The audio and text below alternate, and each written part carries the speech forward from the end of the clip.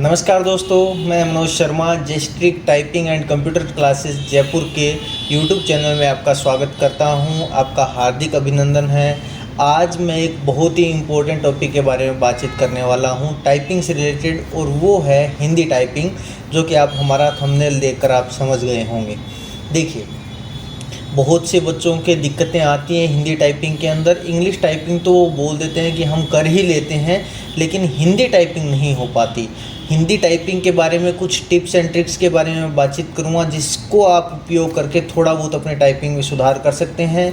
Typing कैसे आपको करनी चाहिए स्टार्टिंग के अंदर अगर किसी बच्चे के मन में क्या डाउट हो सकते हैं, उसके बारे में मैं बातचीत करूँगा। उसके बाद मैं इससे भी ज़्यादा थोड़ा सा टाइपिंग स्पीड एक्यूरेसी के लिए धीरे धीरे एक प्लेलिस्ट बनाऊंगा पूरी वीडियोस की। तो अगर आप अभी तक हमसे जुड़े हुए नहीं हैं तो इस चैनल को सब्सक्राइब कर जुड़ जाइए, और अपने कोई सवाल हो तो कमेंट बॉक्स में लिखिएगा। वीडियो को एंड तक देखिएगा ताकि आपको समझ में आए कि मैं आपसे क्या बातचीत करना चाह रहा हूं। देखिए, जो 2-3 सवाल होते हैं, सबसे पहला ये होता है कि मैं जीरो से अगर बातचीत करूं, कोई बच्चा घर पे बैठ के भी सीख रहा है तो उसके थोड़ा सा पहले बैठने का पोस्चर होना चाहिए कि वो कैसे बैठता है।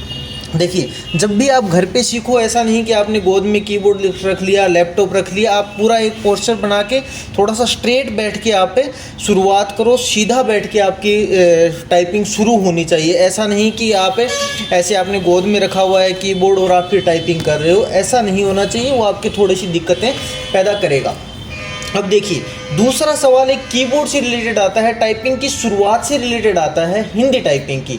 क्या होता है वो सवाल, वो मैं आपको बताता हूँ। बहुत से बच्चे ऐसे होंगे जो ये वीडियोस देख रहे हैं और उनके मन में अगर ये सवाल है तो वो आप मुझे एक बार बताइएगा कि हाँ, उनके भी ये चीज़ें चल रही हैं। देखिए क्या सवाल है, वो मैं आपको बताता हूँ। देखिए, जब बच्चे शुरुआत करते हैं टाइपिंग की तो वो क्या होता है कि जैसे एस से शुरुआत करते हैं, कुछ ए से शुरुआत करते हैं। आप समझ गए होंगे मैं क्या कहना चाहता हूँ, कि कोई एक की छोड़कर शुरू करता है, कोई हो सकता है पर्सन ए से शुरू करे।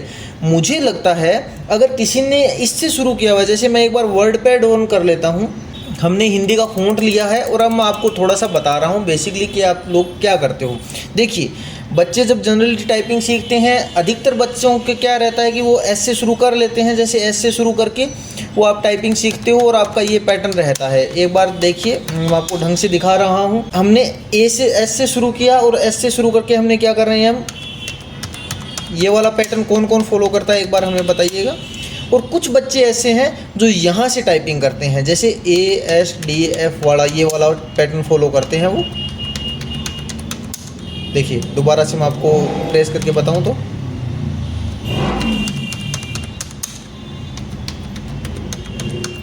ठीक है।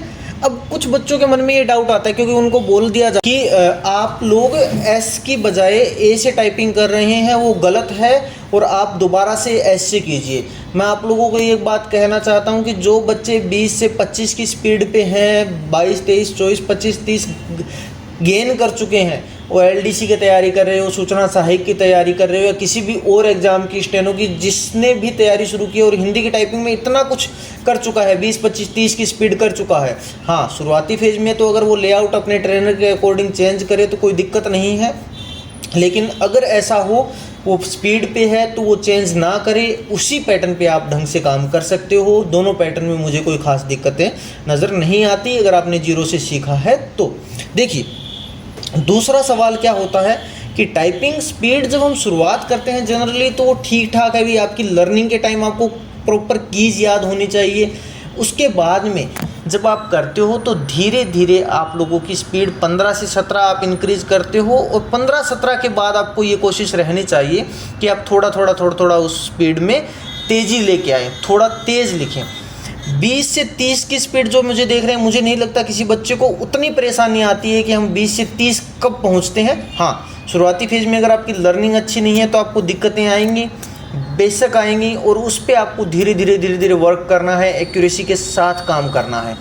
जैसे ही आप 20 से 30 की स्पीड पे पहुंचते हो, उसके बाद आपको थोड़ी परेशानी आने लग जाती है। उसका मैं आपको एक रीज़न बताता हूँ। देखिए क्या बता रहा हूँ मैं। हमने 2-3 सॉफ्टवेयर यूज़ करते हैं हम।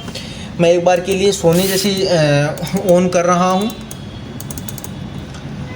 अब बच्चों का क्या होता है कि जैसे मैं सोनी के अंदर अगर लर्न कीज ऑन कर रहा हूँ तो उसमें क्या होता है कि जैसे मेरा ये लर्न कीज मैंने ऑन की, अब यहाँ पे प्रैक्टिस वर्ड की एक सेट ओपन है, इसमें जैसे बच्चों का यहाँ कुछ लिखा हुआ है तो ध्यान क्या रहता है कि वो यहाँ भी देखते हैं, यहाँ भी देखते हैं।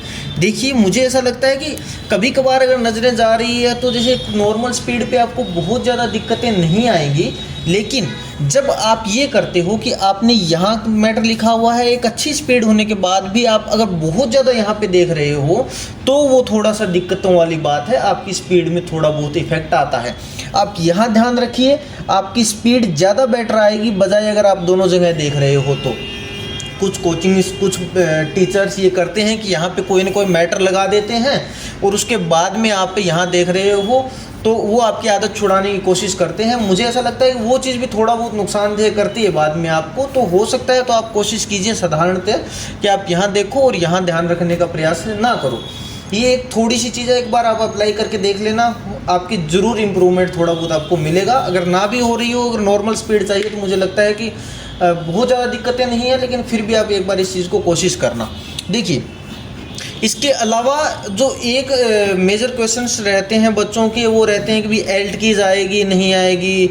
किसी भी एग्ज़ाम में जब आप डेविलियर्स और कृतिदेव फ़ॉन्ट पे काम करते हो तो आपको एल्ट कीज आनी चाहिए, बेसिकली आपको पता होनी चाहिए। जो मेन एल्ट कीज होती हैं 5, 10, 15, वो आए ना आए उसके बारे में 50 स्पीड के बाद में आप अपने मेंटोर से चर्चा कीजिए कि उनको छोड़ना है, लिखना है, वो जैसे भी बताएं, आपको गाइड करें अपने एग्ज़ाम के अकॉर्डिंग।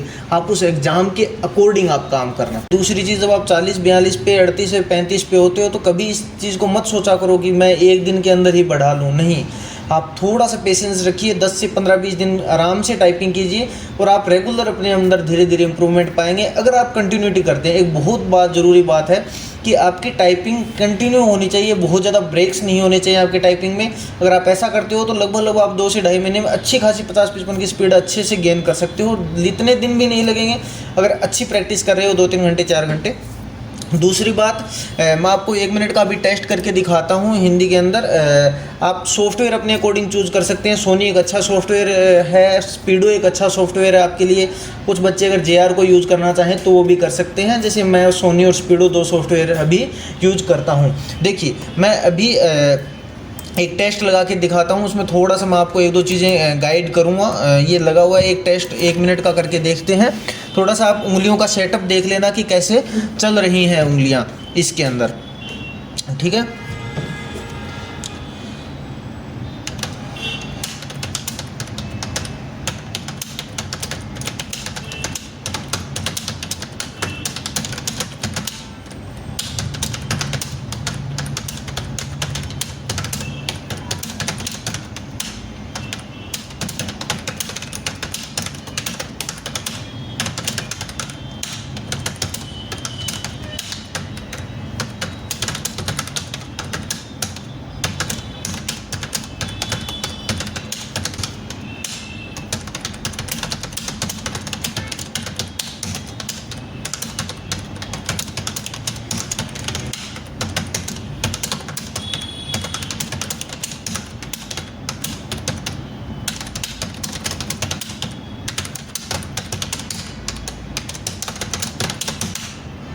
अभी जो स्पीड आई है 62, 72, अब आप इस थोड़ा सा इस एक्यूरेसी को और ऊपर लेके जाते हो, इफ़ 90 के आसपास रहती है तो आपकी इसमें भी सुधार आएगा और इसमें भी।